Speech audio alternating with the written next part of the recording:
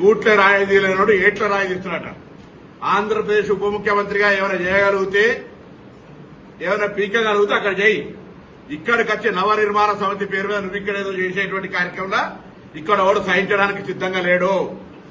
తెలంగాణ ఏర్పడితే 11 రోజులు అన్నం తినటువంటి వెధవాచి ఇక్కడ మా తెలంగాణ పట్ల ఏదో ముసలి కన్నీరు గారితో ఒప్పుకోం.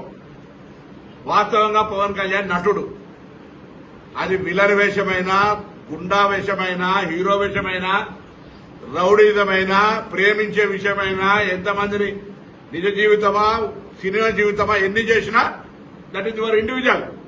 ఈ రోజు కూడా తెలంగాణలో రెచ్చగొట్టేటువంటి విద్వేషపూరితమైన వ్యాఖ్యలు మాట్లాడడం ద్వారా తెలంగాణ వాతావరణాన్ని కలుషితం చేయాలి అనేటువంటి రేటు ఫిక్స్ చేసుకుని భారతీయ జనతా పార్టీ తోటి తెలంగాణలో ఈ నటన స్టార్ట్ చేసిండు.